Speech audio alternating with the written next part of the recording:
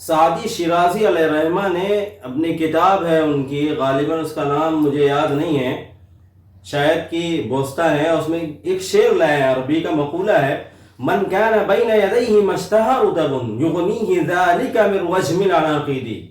یہ ایک شعر ہے کہ جس شخص کے سامنے خواہش کے مطابق تازہ کھجوریں موجود ہیں تو اس شخص کو کیا ضرورت ہے کہ وہ انگور کے خوشوں پر اور انگور کے گچھوں پر ڈھیلا مارے۔ کہنا یہ چاہتے ہیں کہ جب ہماری خواہش کے مطابق چیزیں موجود ہیں، ہمارے پاس صحت ہے، اللہ تعالیٰ نے ہمیں عقل دیا ہے، عقل دی ہے، صحت دی ہے، تندرستی ہمارے پاس موجود ہے اور نیک کام کرنے کی ہمارے پاس قوت حاصل ہے، تو ہم اور آپ کیوں اس چیز میں جو ہے پیچھے ہٹتے ہیں؟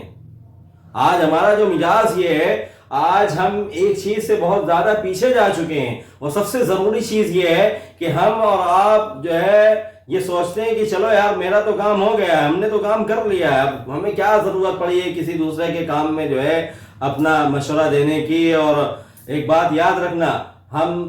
نے حدیث پڑھی ہے، المسلم واخو المسلم، مسلمان کا بھائی ہے، بھائی کس اعتبار سے ہے، نسبتی ہے، یہ تمام چیزیں ہمیں اس سے بحث نہیں کرنا ہے، بس ہم یہ جانتے ہیں کہ جس نبی کا کلمہ ہم نے پڑھا ہے، جس نبی کے اوپر ہم ایمان لائے ہیں، جس اللہ پر ہم ایمان رکھتے ہیں، جس چیز کی طرف ہم رک کر نماز پڑھتے ہیں، جو تمام چیزیں ہمارے اوپر ضروری ہیں وہی تمام چیزیں اس کے لیے ضروری ہیں، تو پھر ہم اور آپ کیوں پیچھے ہٹ جاتے ہیں اس کی مدد کرنے کے لیے؟ ہم کیوں اس کو چھوڑ دیتے ہیں کہ اس کو یوں ہی مرنے دو، یوں ہی پڑا رہنے دو؟ یاد رکھو کل اس کے لیے بھی تم سے پوچھ ہوگی اور سوال کیا جائے گا۔ ضروری ہے اگر ہمیں معاشرے کے اندر سے برائی کو ختم کرنا ہے اور بیجا رسومات کو ختم کرنا ہے اور بیجا خرافات کو ختم کرنا ہے، تو سب سے پہلے ضروری یہ ہے کہ ہم اپنے آپ کو دیکھیں کہ ہم کس طریقے سے اپنی زندگی کو گزار رہے ہیں۔ گویا ہم نے خرافات اور مروجات میں ہماری زندگی تو نہیں پہلے سے ملوث ہے، یہ تمام چیزیں بہت ضروری ہیں۔ اگر ہماری بات کا اثر نہیں جا رہا، معاشرے کے اندر ہماری بات مؤثر نہیں ہو رہی ہے،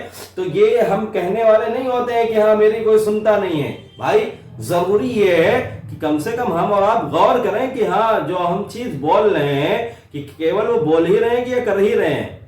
یہ سب سے ضروری چیز ہے۔ اگر بات کے اندر اثر کو پیدا کرنا ہے، اکابر کا جو طریقہ رہا ہے، جو تابعین کا اور محدثین کا، بڑے بڑے اماموں کا، اللہ والوں کا جو معاشرے کے اندر بیجا رسومات کو ختم کرنے کا، جو ان کے اندر بات میں اثر پیدا کرنے کا جو طریقہ تھا، آج ہم اس طریقے کو کھو بیٹھے ہیں۔ بہت مشہور حدیث ہے، اللہ کے نبی صلی اللہ علیہ وسلم کے بعد صحابی رسول حاضر ہوئے اور انہوں نے اپنے بیٹے کی شکایت کی تھی کہ اللہ کے نبی صلی اللہ علیہ وسلم، ہمارا بیٹا جو ہے گڑ بہت کھاتا ہے، لہذا